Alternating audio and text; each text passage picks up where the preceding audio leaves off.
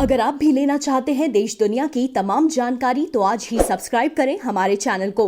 साथ ही नीचे दिए बेल आइकन को जरूर दबाएं ताकि हर अपडेट आप तक पहुंच सके। नमस्कार, प्रभात साक्षी न्यूज नेटवर्क पर आप सभी का स्वागत है। जम्मू कश्मीर के पूर्व मुख्यमंत्री उमर अब्दुल्ला ने ऐलान किया है कि जम्मू कश्मीर के केंद्र शासित प्रदेश रहने तक वह विधानसभा का चुनाव नहीं लड़ेंगे। उन्होंने कहा कि यह शक्तिहीन विधानसभा होगी, इसलिए इसका वह सदस्य नहीं बनेंगे, इसका नेतृत्व नहीं करेंगे। हालांकि उमर अब्दुल्ला ने यह जरूर कहा है कि वो जम्मू कश्मीर के लोगों की सेवा करते रहेंगे, पार्टी के लिए काम करते रहेंगे। उमर अब्दुल्ला ने कहा, मैं राज्य की विधानसभा का नेता रहा हूं। अपने समय में यह सबसे मजबूत विधानसभा थी। अब यह देश की सबसे शक्तिहीन विधानसभा बन चुकी है और मैं इसका सदस्य नहीं बनूंगा। उन्होंने कहा, यह कोई धमकी या ब्लैकमेल नहीं है, यह निराशा का इजहार नहीं है, यह एक सामान्य स्वीकारोक्ति है कि मैं इस तरह की कमज़ोर विधानसभा, केंद्र शासित प्रदेश की विधानसभा का नेतृत्व करने के लिए चुनाव नहीं लड़ूंगा।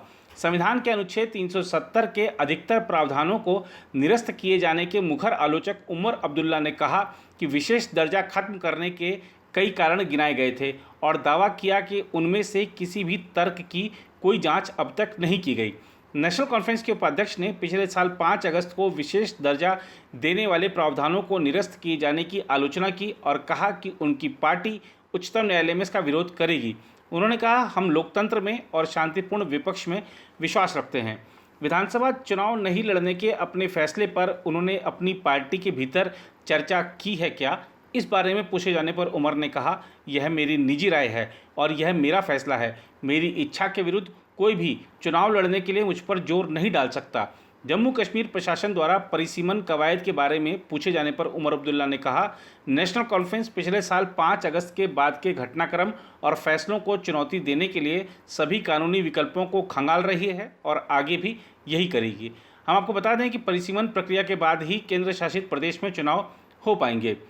उधर 5 अगस्त को जम्मू कश्मीर का विशेष दर्जा खत्म किए जाने का 1 साल पूरा होने जा रहा है और इसी उपलक्ष्य में उमर अब्दुल्ला ने एक अंग्रेजी समाचार पत्र में एक तल्ख आलेख भी लिखा है और इसमें बताया है कि केंद्र सरकार द्वारा यह कदम उठाए जाने से कुछ ही दिन पहले प्रधानमंत्री नरेंद्र मोदी से जो उनकी मुलाकात हुई थी उसको भी उमर अब्दुल्ला ने इस पत्र में, इस आलेख में अपने याद किया है। उमर अब्दुल्ला तथा उनके पिता फारूक अब्दुल्ला और महबूबा मुफ्ती सहित सैकड़ों राजनेताओं को पिछले साल अगस्त में हिरासत में ले लिया गया था या गिरफ्तार कर लिया गया था, जब केंद्र ने संविधान के अनुच्छेद 370 के अंतर्गत राज्य को दिए गए विशेष दर्जे को खत्म कर उसे 2 केंद्र शासित प्रदेशों जम्मू एवं कश्मीर और लद्दाख में बांट दिया था। ये तीनों नेता उमर व फारूक अब्दुल्ला तथा महबूबा मुफ्ती राज्य के पूर्व मुख्यमंत्री रहे हैं।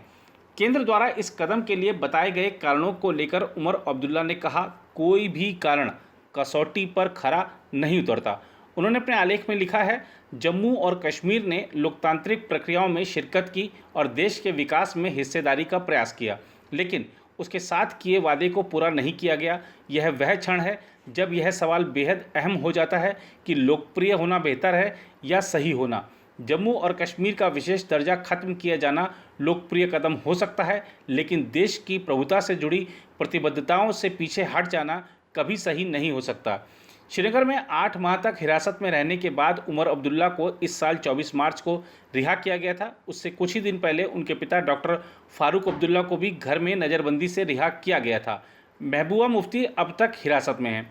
उमर अब्दुल्ला ने पिछले साल उठाए गए इस बड़े कदम से कुछ ही दिन पहले प्रधानमंत्री नरेंद्र मोदी से हुई अपनी मुलाकात के बारे में भी लेख में लिखा है। उन्होंने लिखा, यह ऐसी मुलाकात नहीं थी जो आसानी से भुलाई जा सके। किसी दिन मैं उसके बारे में भी लिखूंगा, लेकिन इस वक्त इससे ज़्यादा कुछ नहीं कहना चाहूँगा कि जब हमारी मुलाकात ख़त्म हुई तब वह कतई दिमाग में नहीं आया था जो अगले 72 घंटे में हो गया। उधर 5 अगस्त से पहले माना जा रहा है कि जम्मू कश्मीर के और भी नेता जो कि 370 हटाए जाने से नाखुश हैं, इस तरीके के बयान जारी करेंगे। उमर अब्दुल्ला ने जो कुछ कहा है उसमें हालांकि ये चीज़ें साफ नहीं की हैं कि वो लोकसभा का चुनाव भी लड़ेंगे या नहीं। हम आपको बता दें कि उनके पिता इस समय लोकसभा के सदस्य हैं।